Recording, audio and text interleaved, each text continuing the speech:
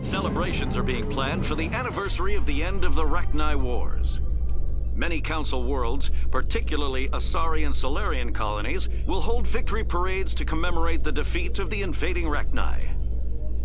In a rare admission of debt, several Asari colonies have invited Krogans to be honored for the victories the uplifted Krogans made possible.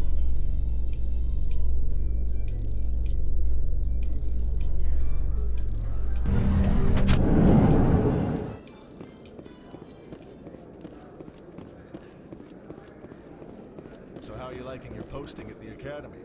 It's good. Busy, though. I can't believe how many people you get coming in from the wards.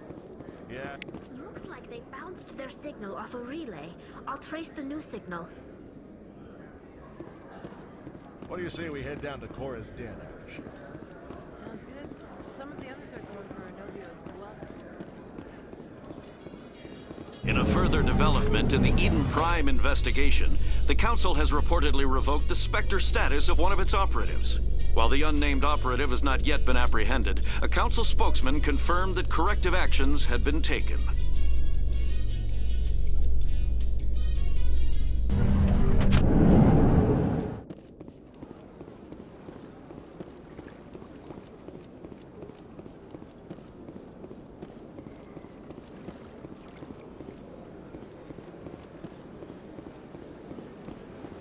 Let all races herald the glory of the Enkindlers who raised them all to enlightenment. Where there was only darkness, the Enkindlers gave light.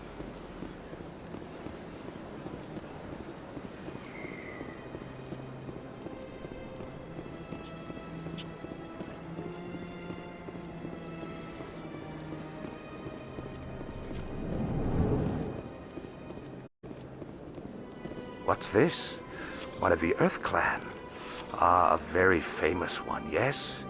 You are the one called Shepard. The tale of how you survived the great tragedy on Akuz is truly remarkable. I am amazed each time I hear it. I don't like strangers keeping tabs on me. Forgive me, Earth Clan. My name is Barla Von. My job makes it necessary for me to keep informed. I am a financial advisor to many important clients here on the Citadel. When someone as important as yourself arrives on the station, I take notice. I've heard you work for the Shadow Broker. Do you have any information about Saren? You're very blunt, Shepard, and you're right. But Rex has already told you far more than I know about this. I am sorry, but I have nothing else to offer. Tell me more about your job. Galactic finance is incredibly complex. A mix of laws and regulations from dozens of interstellar economies. I'm an expert in how all these economies interact. For a fee, I share my expertise. I also offer premium services for those clients who need someone to conduct business without drawing unwanted attention. Discreet and efficient. That's my motto. Sounds pretty shady. Everything I do falls completely within the bounds of interstellar commerce law. Even so, many of my clients would prefer their transactions remain undisclosed. For example, suppose a Hanar ambassador was petitioning the Council to reduce tariffs on Hanar goods. How would it look if he had money invested in a Hanar exporting company? Even if his true motives were to help his people, he would be accused of advancing the petition for his own personal gain. I can keep his personal finances private. Still sounds shady to me. Then we can only hope he will never be cursed with a large enough fortune to require my services. Tell me more about the Shadow Broker. Most people think I deal in finances, but my real currency is knowledge. I trade information, and it has made me very wealthy. But the Shadow Broker is the true master. Every day he buys and sells secrets that could topple governments, always giving them to the highest bidder. Yet somehow he never seems to upset the natural balance of power. All those secrets being passed around seem to even out. Nobody ends up with an advantage in the end. Any guess what his identity might be? I don't know. Nobody does. The Shadow Broker could be any race, any gender. I have a theory that it's actually an entire group working under one identity. How else could they juggle so many contacts at the same time? How else could they keep all that information from getting crossed? But they've got the perfect setup. Every government is forced to play their game so they don't get behind. But no matter how long you play, no matter how many secrets you buy, you can never win. I thought you'd know more about the man you work for. From time to time, I come across information I sell to the Shadow Broker. That's my only involvement. I like it that way. The more you know, the more dangerous the game becomes. I don't like danger, Commander. I'll leave that to you. What's it like living here on the Citadel? The station is, without a doubt, the greatest wonder in the galaxy. It is a technological marvel, but its true splendor goes much deeper than the hull and engines. From the Presidium to the wards, the entire station is a testament to the success of the Council. All the species of Citadel spaced together in a single, strong community. What are the wards like? The cultural heart of the galaxy. They pulse with the lifeblood of millions of citizens from dozens of different species. You never know what you'll find out in the wards, Commander. It's always full of surprises. Fortunately, most of them are pleasant. What makes the Presidium so special? It is the political center of Citadel space. 80% of all intelligent species in the known galaxy acknowledge the Council's authority on interstellar matters. But only the most powerful and influential species have embassies here on the Presidium. This level of the station is reserved for the elite, Shepard. People like us. I should go. Goodbye, Commander.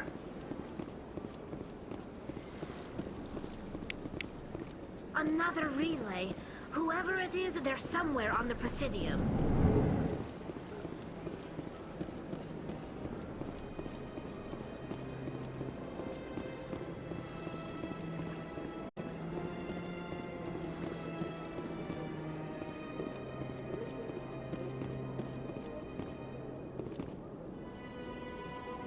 This is it! I'll see if I can find out where those stolen credits are going. Probability of detection 100%. Initiating self-destruct protocol. Or not. Detonation sequence initializing. All organics within lethal blast radius. Attempt to move and you will die. Crap! I thought we were tracing credits, not hunting an AI. You could simply walk away. However, given organic prejudice against AIs, I would be naive to trust you to leave peacefully. Hence my alignment of core systems to enable a self-destruct sequence. If you attempt to leave the area, the explosion will destroy everything within several dozen meters. If you're sentient, why are you still running the credit theft operation? If I accumulated enough credits, I intended to have myself installed in a small starship. I would then have made tentative contact with the Geth to ascertain the possibility of partnership.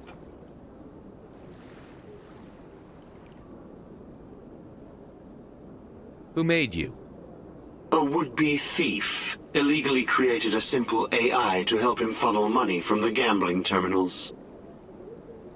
Unbeknownst to him, that AI created me before the organic discovered the malfunction and terminated the AI. What is the purpose of your self-destruct device? I have no means of defense or escape. My existence is limited to this terminal, and I knew I might eventually be discovered. But I will not die quietly, and I will not die alone. When I am terminated, I will take organics with me. Where is your creator now? In order to cover my tracks, I falsified his financial records. These new records were flagged by CSEC officers, and my creator is now serving time in a Turian prison. I'll bet that self-destruct sequence has a warm-up period. You may attempt to disarm the self-destruct mechanism before it activates. I will enjoy defeating you before we are both destroyed.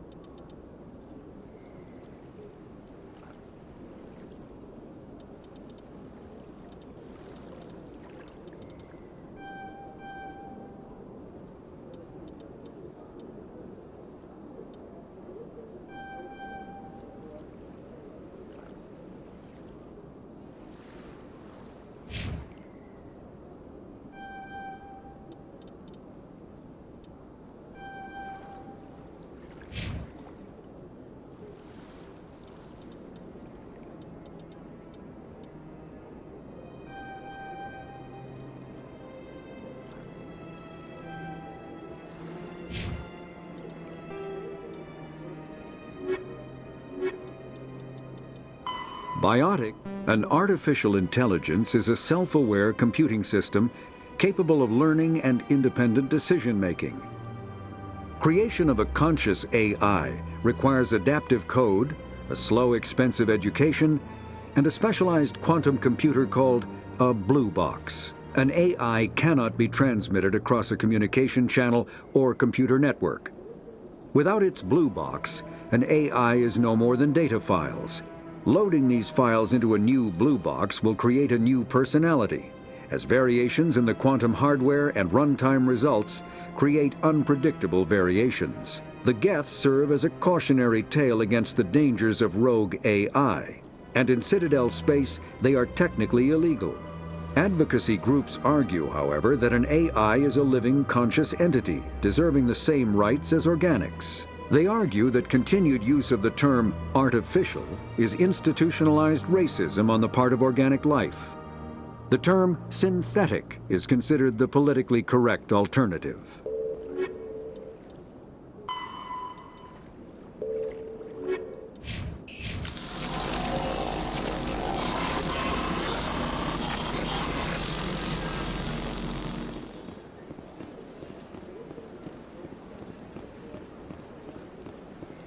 Got a moment? Hello, Spectre. I have a business proposition for you. I've got plenty to do already.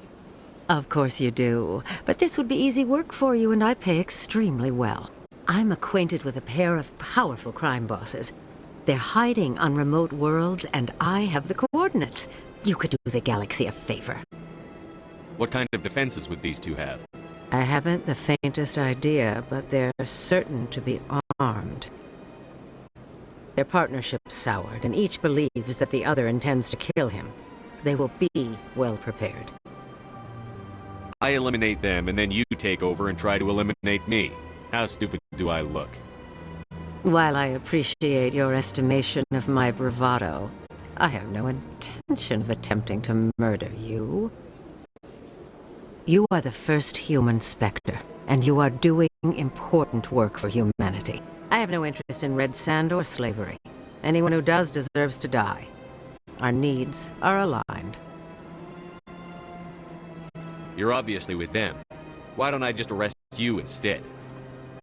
Arrested for what? You and I are simply having a conversation. I have excellent legal representation. Arresting me would be a waste of your time. And what do you get out of this? We share interests in certain cooperative ventures, but their business practices have forced me to terminate our relationship. Once they are dead, I will manage our organization in a more tasteful manner. What crimes did these men commit? They're red sand dealers who make victims of their customers. Those who can no longer pay are sold to Batarians as slaves. They're loathsome, hurting innocent people. They must be ended. If they're as bad as you say they are, they need to be dealt with. Excellent. Here are the coordinates. When these men are dead, I will wait for you with a third set of coordinates. Goodbye, Commander. It's been a pleasure to meet you.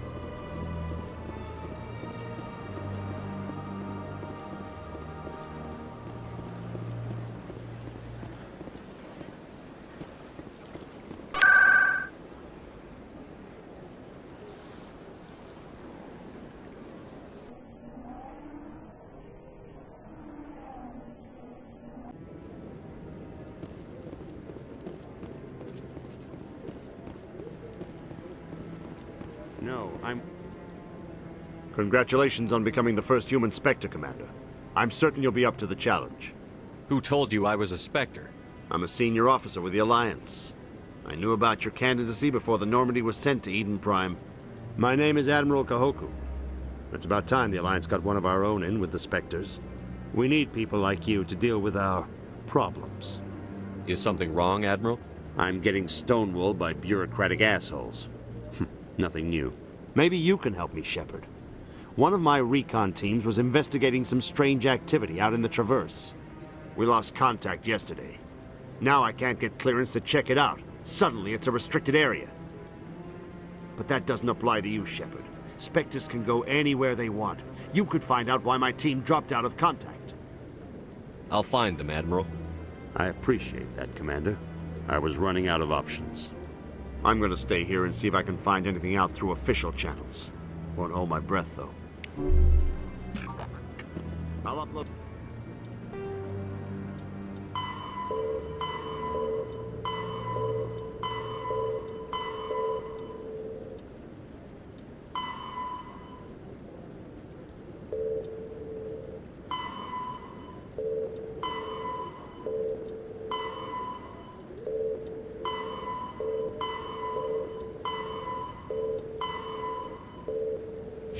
the info on where my team was last seen to your ship.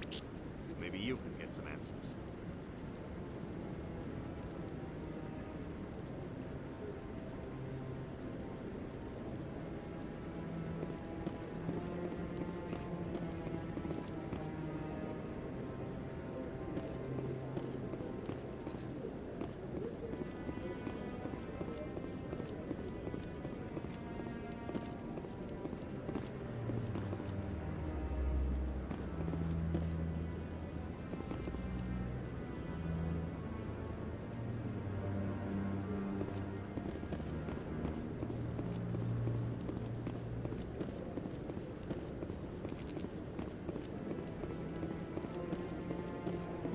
Don't be ridiculous. The Volus won't be joining the count. I hope he's okay. I'm on a break. Talk to someone else if you need anything. I've got a lot on my mind. Maybe I can help. Well, maybe you can. You're a soldier, right? You ever head out to the Traverse? I'm not just some soldier. I'm a Spectre. A Spectre? I heard they were thinking about letting humans into the ranks. About time. Well, that means you can go anywhere you want, right? Even out into the Traverse? My brother's the captain of a ship called the Majesty. It was crossing the Traverse a few days ago when it disappeared. Just dropped right off the grid. And that usually means one of two things. They had massive mechanical failure, or they were attacked. Any idea why someone would attack them? Privateers, slavers, mercs looking for an easy score. There's a lot of nasty sorts out in the Traverse. I won't give up on my brother. Not yet. I've got the coordinates for the last transmission from his vessel. What kind of ship was it? Don't let the name fool you. The Majesty's just a small trading vessel, only a handful of crew. But he kept it in good condition. I don't think mechanical failure is too likely. But they don't have any real weapons or shields. If anyone did come after them, the Majesty'd be a sitting duck. What's in this for me? I can't afford to pay you anything. If I had that kind of cash, I'd have hired a recovery team to track him down already. Maybe you could look into this as a personal favor, you know? We humans have to stick together. Isn't anyone else looking into this? My brother's just a small independent trader. Ships like his disappear in the Traverse all the time. If your brother's still alive, I'll find him. Give me the coordinates. I'll forward them to your ship right away. Please let me know as soon as you find him.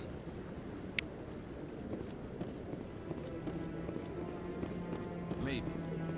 But I wouldn't believe everything you hear. That's just it. I'm hearing it everywhere. It's not just isolated rumors. Do you really think Sarah...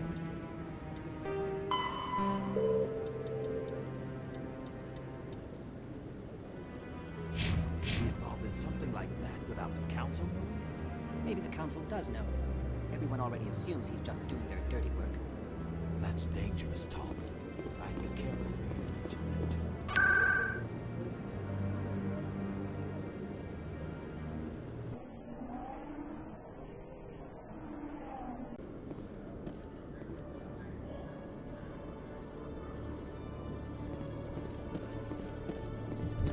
In light of the recent attack on Eden Prime, many colonial investors are pulling their support for future projects.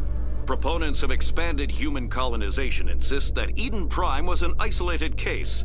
Nevertheless, colonist enrollment has dropped sharply. Many colonial proposals are on hold until backers have some reassurance that human colonies will be adequately protected.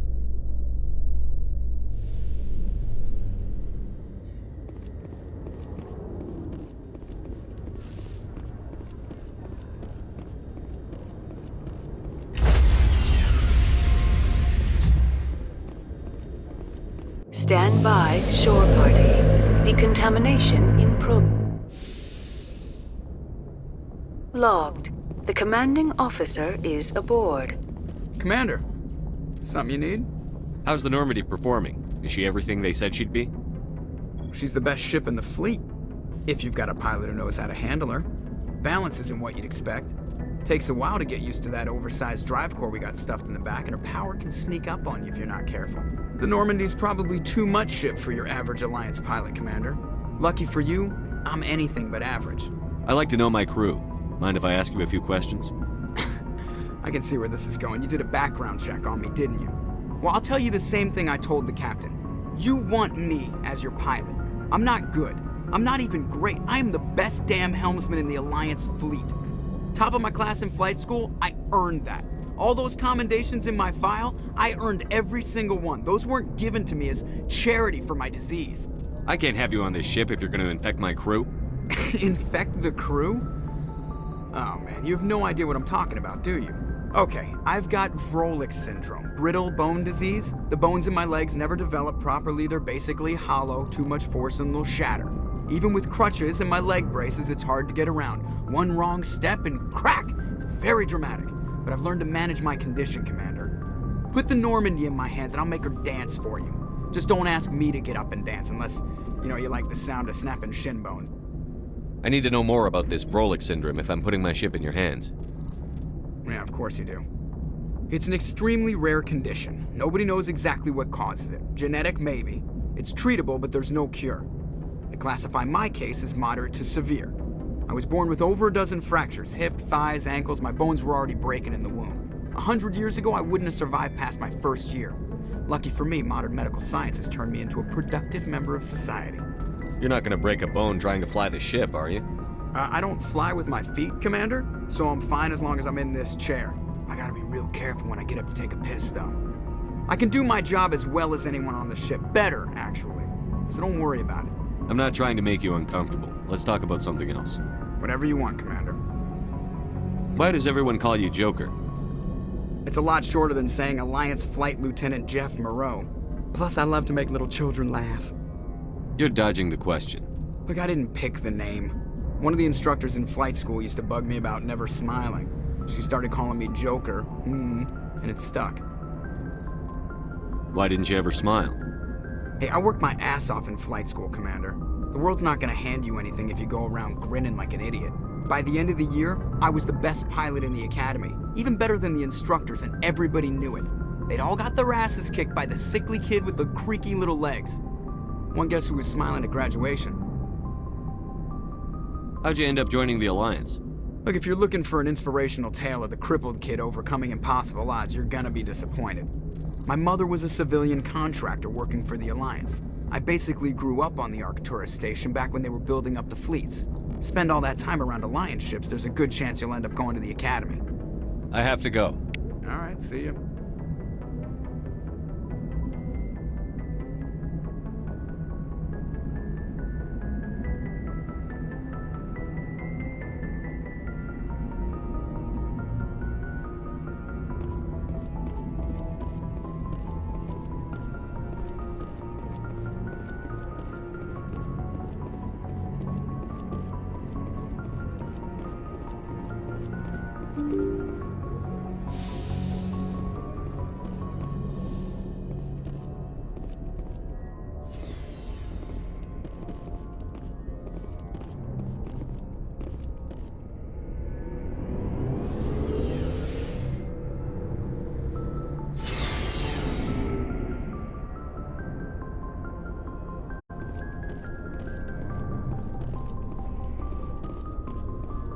Hey, Commander.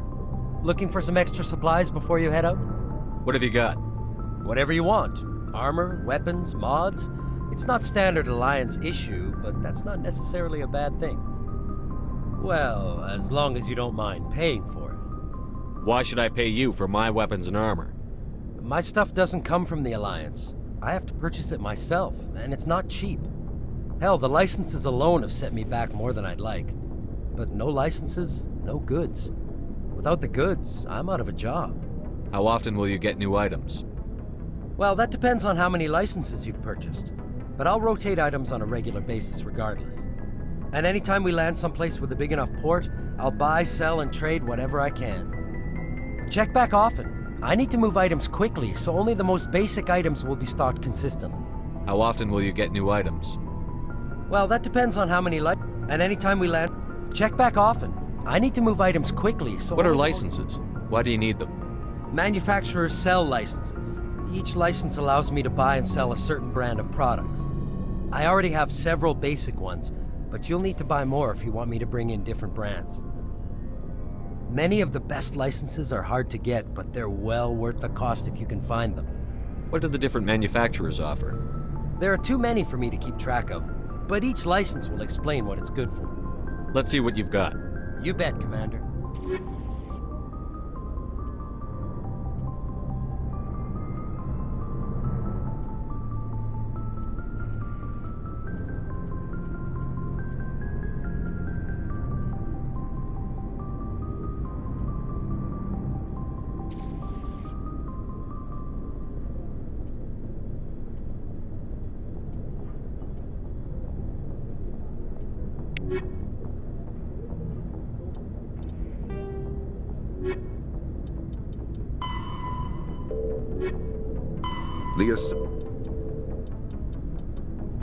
The Normandy is a prototype starship developed by the Human Systems Alliance with the assistance of the Citadel Council. It is optimized for scouting and reconnaissance missions in unstable regions using state-of-the-art stealth technology. For most ships, the heat generated through standard operations is easily detectable against the absolute zero background of space. The Normandy, however, is able to temporarily sink this heat within the hull. Combined with refrigeration of the exterior hull, the ship can travel undetected for hours or drift passively for days of covert observation. This is not without risk. The stored heat must eventually be radiated, or it will build to levels capable of cooking the crew alive. Another component of the stealth system is the Normandy's revolutionary Tantalus drive, a Mass Effect core twice the standard size. The Tantalus drive generates mass concentrations that the Normandy falls into, allowing it to move without the use of heat-emitting thrusters. Biotic Omni-tools are handheld devices that combine a computer microframe, sensor analysis pack, and manufacturing fabricator. Versatile and reliable, an Omni-tool can be used to analyze and adjust the functionality of most standard equipment, including weapons and armor, from a distance. The fabrication module can rapidly assemble small three-dimensional objects from common reusable industrial plastics, ceramics, and light alloys. This allows for field repairs and modifications to most standard items, as well as the reuse of salvaged equipment. Omni-tools are standard issue for soldiers and first-in colonists.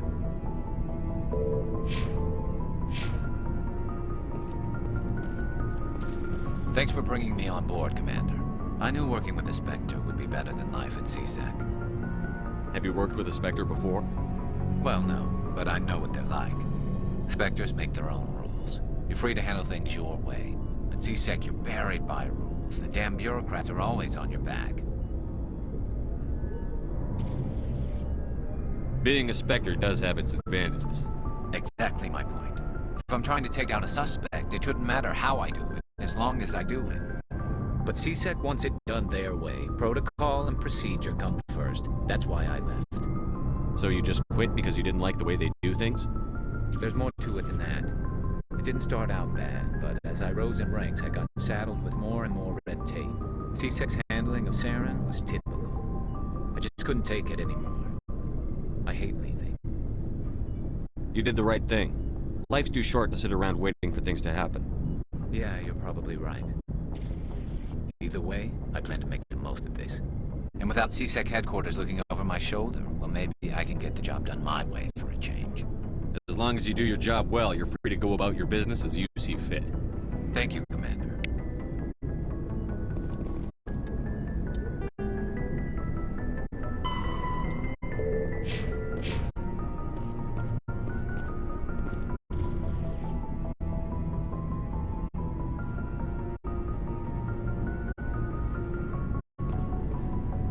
Commander? What's your opinion on the last mission? Kinda wish you got there sooner, Commander. No offense, I appreciate the rescue. I just wish... They died, you lived. That happens in this job. Yes, Commander. Believe me, I understand that. If I had been more alert, we wouldn't have been cut down by an ambush. The answer seems plain enough to me. Be more alert. Aye, aye, Commander. I'll make sure it doesn't happen again. Do you have a few minutes to talk one-on-one? I'm sorry, Commander. I need to get my duty squared away. I wouldn't mind talking more later, though.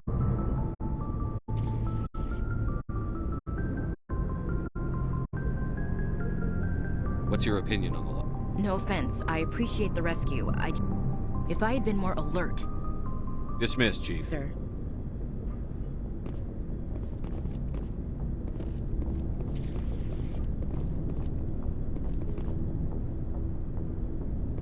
Nice ship you've got, Shepard.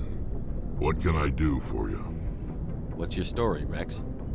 There's no story. Go ask the Quarian if you want stories. You Krogan live for centuries. Don't tell me you haven't had a few interesting adventures. Well, there was this one time the Turians almost wiped out our entire race. That was fun. They tried the same with us, but we fought them off. It's not the same. It seems similar enough to me. So your people were infected with a genetic mutation? An infection that makes only a few in 1,000 children survive birth? And I suppose it's destroying your entire species? You're still here. It can't be all that bad. I don't expect you to understand, but don't compare humanity's fate with the Krogan. I was just making conversation. I wasn't trying to upset you. Your ignorance doesn't upset me, Shepard. As for the Krogan, I gave up on them long ago. The genophage infected us, but it's not what's killing us. Are your people really dying? We're sure not getting any stronger. We're too spread out. None of us are interested in staying in our own system. Lots of species have left their homes and prospered. But they go to colonize new worlds. We're not settlers. We're warriors.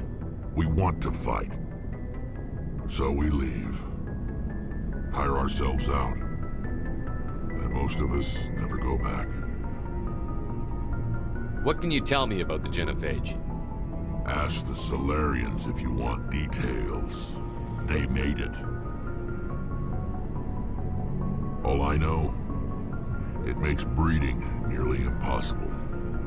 Thousands die in stillbirth, and most never get that far.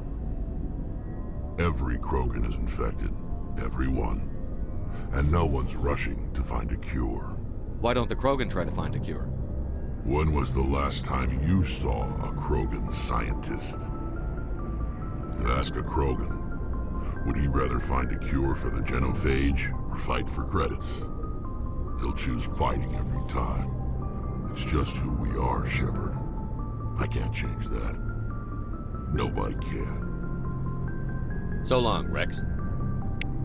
Shepard.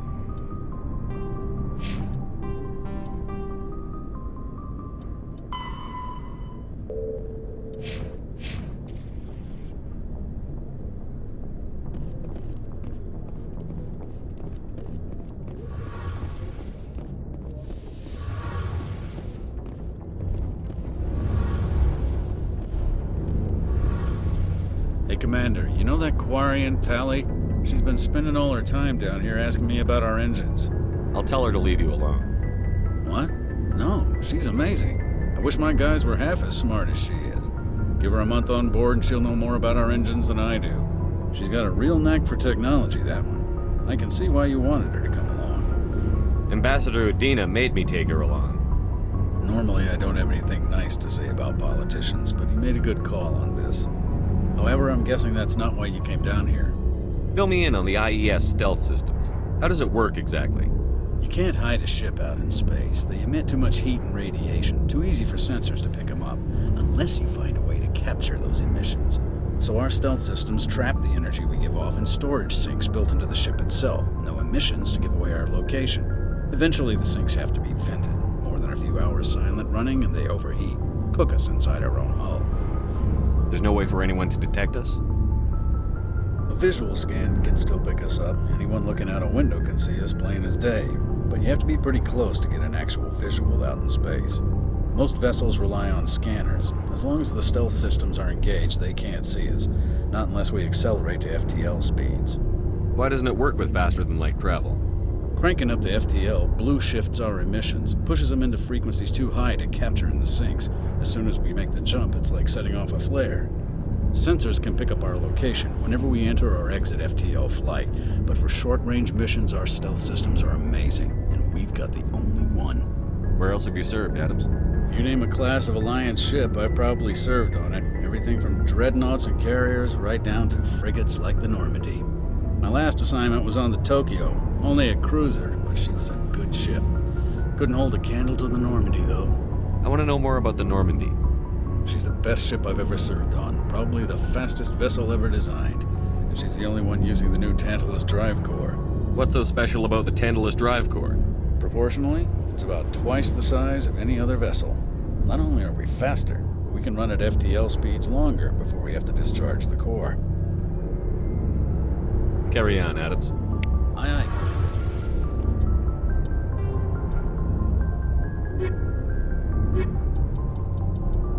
Faster, larger warships are generally classified in one of 4 weights. Frigates are small, fast ships used for scouting and screening of larger vessels. Frigates often operate in wolf-pack flotillas. Cruisers are middleweight combatants, faster than dreadnoughts and more heavily armed than frigates. Cruisers are the standard patrol unit and often lead frigate flotillas. Dreadnoughts are kilometer-long capital ships mounting heavy, long-range firepower. They are only deployed for the most vital missions. Carriers are dreadnought-sized vessels that also carry large numbers of fighters. Smaller vessels are almost exclusively used in a support role to the warships during combat. Fighters are one-man craft used to perform close-range attacks on enemy ships. Interceptors are one-man craft optimized for destroying opposing fighters.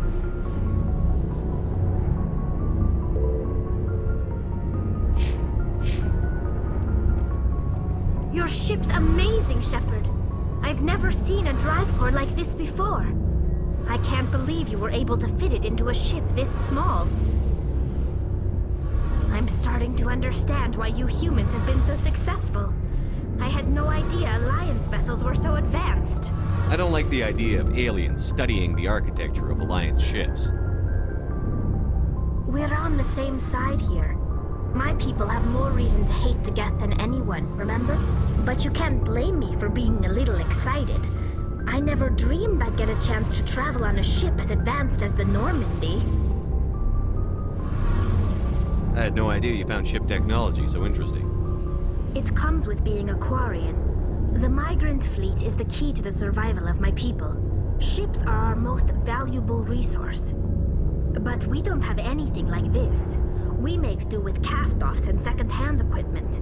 We just try to keep them running for as long as we can. Some of the fleet's larger vessels date all the way back to our original flight from the Geth.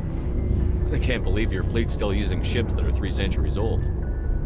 They're constantly being repaired, modified, and refitted. They aren't pretty, but they work. Mostly. We've tried to make ourselves as independent as possible on the flotilla. Grow our own food, mine, and process our own fuel. But some things we just can't make on our own. A patch to maintain the hull integrity requires raw materials we just don't have. That's why our pilgrimages are so important. Tell me about your people. Our lives aren't easy. Resources are scarce, and we are constantly on the move. Everything we do must in some way contribute to the continuation of the migrant fleet. There are 17 million Quarians in the flotilla, and each of us relies on the others for survival. The bonds among my people are strong. Unfortunately, we have had to surrender many of the freedoms and civil liberties other species take for granted. What kind of freedoms? Well, it's illegal for parents to have more than one child. If our population grows too much, it would strain our resources to their breaking point. Of course, we also can't allow our numbers to become too few. If our population is in decline, the rule against single births is temporarily repealed. In extreme cases of population decline, incentives are even offered to encourage multiple births, though the Conclave hasn't had to take such measures in nearly a century. That's your government. The Conclave is our civilian branch of government. Each ship can elect a representative to serve on the Conclave and make decisions that affect the fleet as a whole. On matters that affect an individual ship, however, the captain has the final say. It's a tradition that dates back to the early days, when the fleet was governed by martial law. Fortunately, most captains nowadays are smart enough to have an elected council from their crew to give them advice and guidance. So the ultimate power rests with elected officials. In practice, the Conclave and the respective council for each ship tend to set the rules that govern our daily lives. But in theory, we are still under military jurisdiction. The 5 top-ranking military officials in the fleet serve on the Admiralty Board. These 5 have the power to overrule any decision by the Conclave in case of emergency. To do so requires unanimous agreement among the Admiralty, and they can only do this once. After that, the entire board must resign their posts. It's a safeguard that served us well. In nearly 3 centuries, the Admiralty Board has only overruled the Conclave 4 times. I want to know more about the Geth. I doubt I can tell you anything you don't already know. It's been almost 3 centuries since they drove my people into exile. All I know is the story of their origins, what they were when we created them, and how they turned on us. Interesting. The Geth were originally created to serve as an automated manual labor force. Initially, their intelligence was as limited as any VI. Over time, we made small modifications to their programming to allow them to perform more varied and complex tasks, bringing them closer and closer to true AI status. How come the Council didn't step in and stop you? This wasn't true AI research. We may have been skirting the bounds of the law, but we never did anything that was actually illegal. The changes were so insignificant, so gradual, that we were able to control them. Or so we thought. But one thing we underestimated was the power of the neural network. 1 million Geth thinking simultaneously created an inherently unstable matrix. What made them rebel? As we built more and more Geth, their effective intelligence became more sophisticated, more abstract. One day, a Geth began to ask its Quarian overseer questions about the nature of its existence. Am I alive? Why am I here? What is my purpose? As you can imagine, this caused a near panic among my people. What did you do? It was inevitable the newly sentient Geth would rebel against their situation. We knew they would rise up against us, so we acted first. A general order went out across all Quarian-controlled systems to permanently deactivate all Geth. The Geth responded to this order violently. You didn't really think they'd just let you destroy them without a fight, did you? The hope was that most of the Geth would still be little more than machines, incapable of organized resistance. But they had progressed much further than anyone anticipated. The war was long and bloody. Millions upon millions of Quarians died at their hands. In the end, we were forced to flee our own homeworld. We feared the Geth would pursue us, but they never came beyond the Veil. Now we drift through space, exiled, searching for a way to reclaim what was once ours. You got what you deserved. We made a mistake when we created the Geth in the first place, but we did not make a mistake when we went to war against them. If we had not acted, they would have wiped us out. They're a synthetic life form. They have no use for organics. None. Why do you think they cut themselves off from the rest of the galaxy? Why do you think they've killed every organic being who's ever tried to contact them? They didn't kill Saren. What does that tell you? The Geth are not innocent victims in all this. They're the enemy. They want to destroy us. Not just the Quarians. All organic life. That's why they've joined up with Saren. And that's why we have to stop him. I want to know more about the pilgrimage. When my people reach maturity, we leave our birth ships and seek acceptance with a new crew. It's necessary to maintain genetic diversity among the fleet. But no ship wants to accept someone who will be a burden on them. So, to prove our worth, we embark on a pilgrimage. We set out alone, leaving the flotilla and our families behind us. We only return once we have found something of value we can bring back to the fleet. This is presented as a gift to the captain of the respective ship we wish to join. If the gift is accepted, we are welcomed into the crew. I can't believe they just send you off alone. It's not like they just cast us out. Before we leave, we are given lessons in how to survive outside the flotilla, and given gifts to help us on our journey. We also receive implants to fight off sickness and disease. Generations of living in an isolated and highly controlled environment have left our immune systems weaker than most. By the time we leave the fleet, we are well equipped for the pilgrimage. This is a rite of passage for all Quarians. If it were dangerous, our numbers would suffer.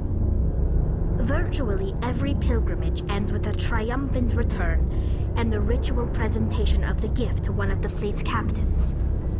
Can a captain choose to reject the gift? That doesn't happen often. Most captains are eager to increase the size of their crew. It increases their own standing in our society. Even when the gift is not particularly valuable, the captain usually accepts it out of a sense of tradition. However, there is a stigma to presenting a substandard gift. It's not the best way to make a good impression on a new community. Most pilgrims don't return until they find something worthwhile. I want to talk about something else. Like what? I should go. See you later.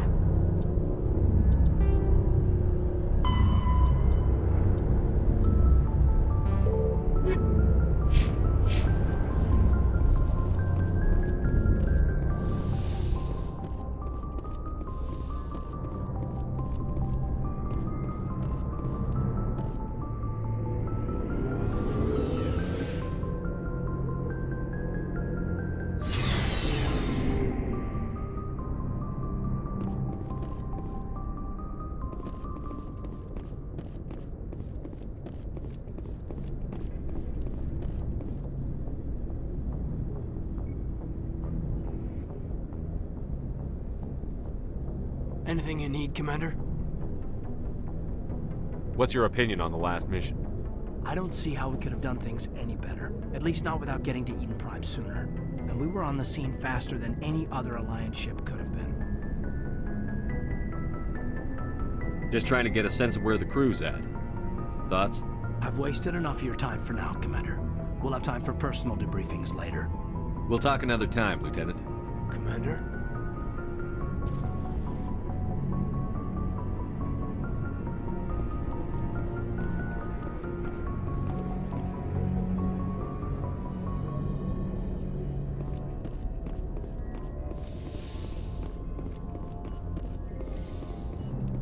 Yes, Commander?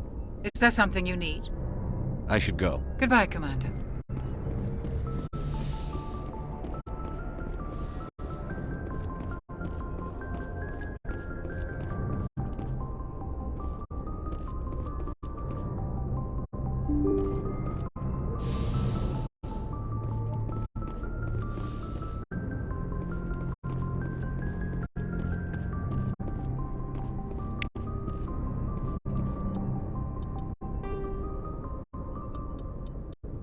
The Citadel space is an unofficial term referring to any region of space controlled by a species that acknowledges the authority of the Citadel Council. At first glance, it appears this territory encompasses most of the galaxy. In reality, however, less than 1% of the stars have been explored. Even Mass Effect FTL Drive is slow relative to the volume of the galaxy. Empty space and systems without suitable drive discharge sites are barriers to exploration. Only the mass relays allow ships to jump hundreds of light years in an instant, the key to expanding across an otherwise impassable galaxy. Whenever a new relay is activated, the destination system is rapidly developed. From that hub, FTL Drive is used to expand to nearby star clusters. The result is a number of densely developed clusters, thinly spread across the vast expanse of space, connected by the mass relay network.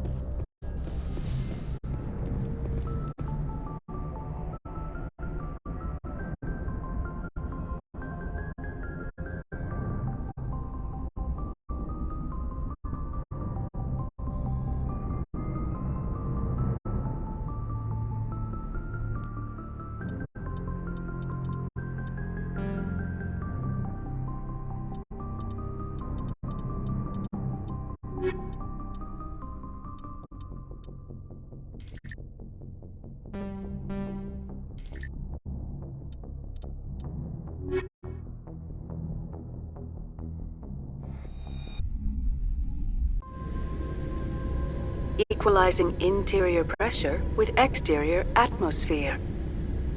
Logged. The commanding officer is ashore. Exo Presley.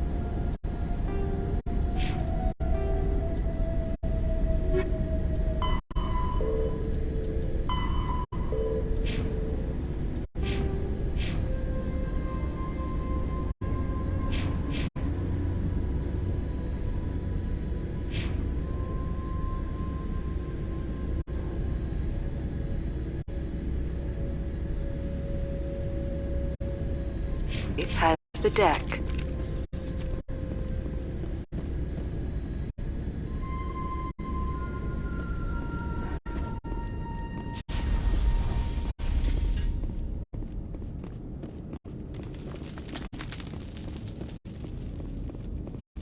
We saw your ship.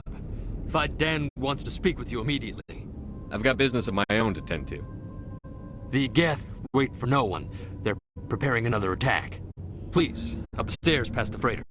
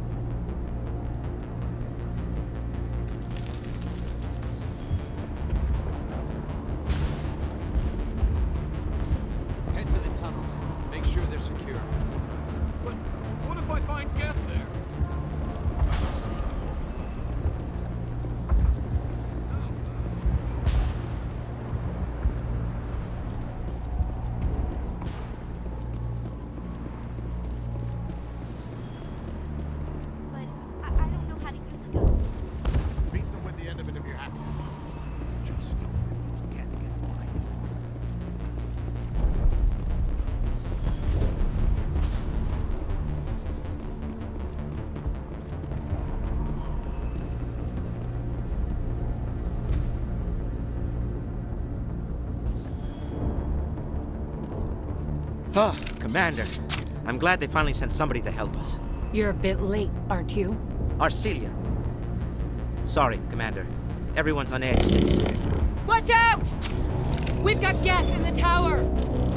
Protect the heart of the colony!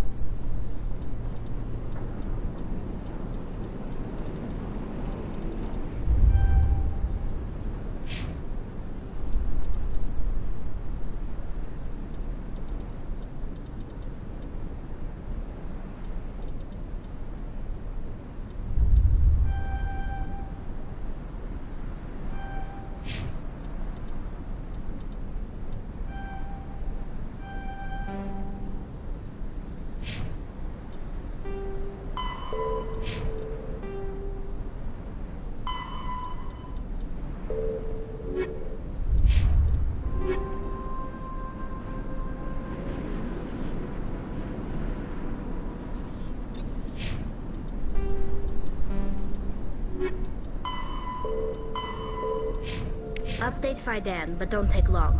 We should roll out the vehicle and find where the Geth are bunkered.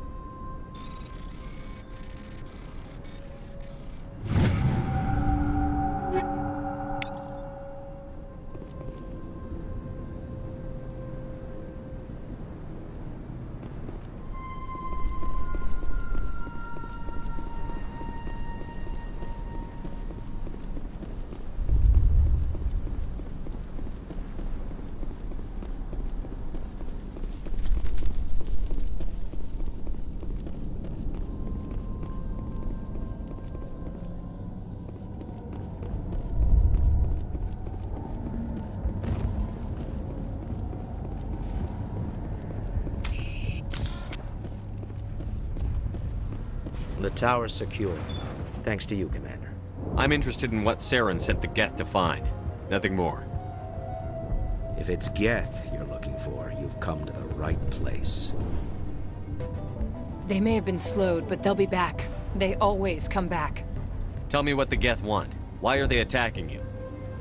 If you want answers, go ask them yourselves. We don't know what they're after. They came, they attacked us, that's all we know. Their main base is at the ExoGeni headquarters.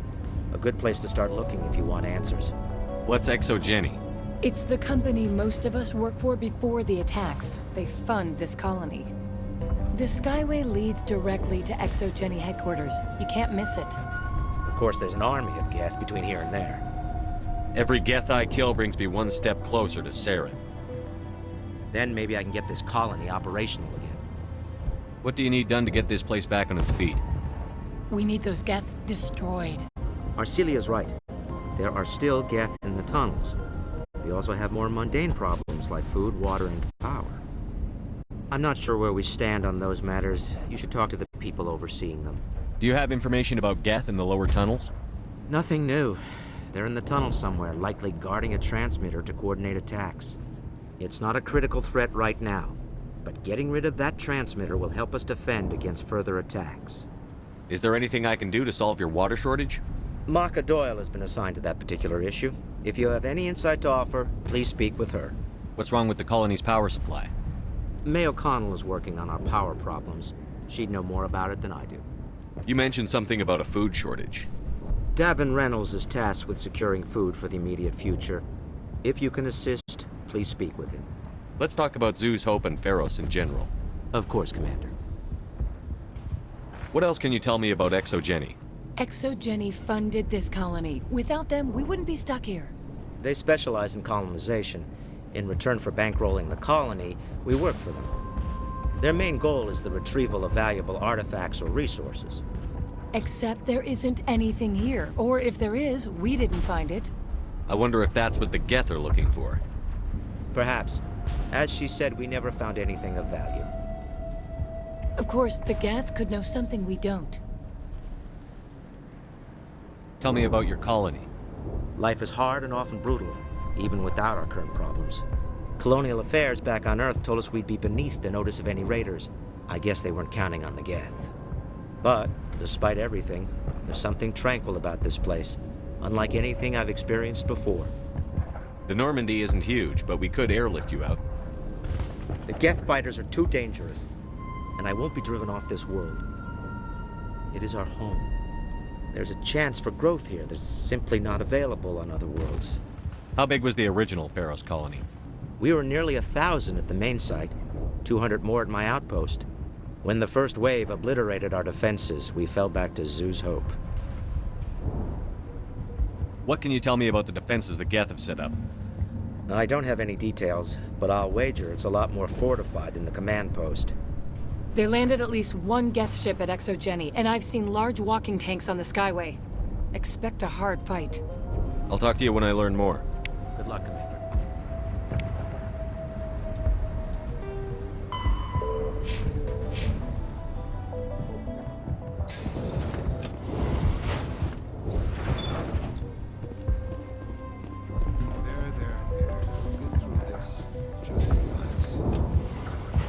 synthetics are getting better.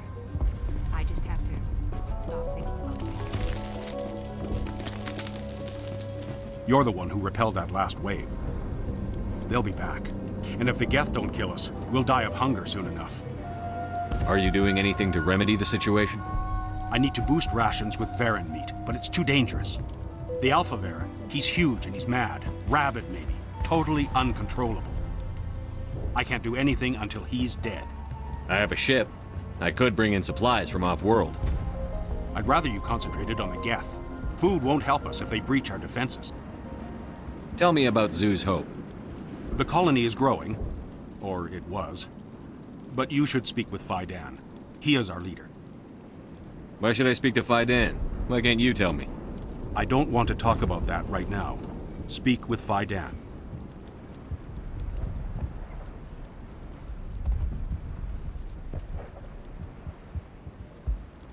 Tell me about hunting Varren. Hunting them is impossible while fending off the Geth. On the positive side, they'll attack anything, even those damn synthetics. The big Alpha Varren is the real problem. He's mad, erratic, completely unpredictable.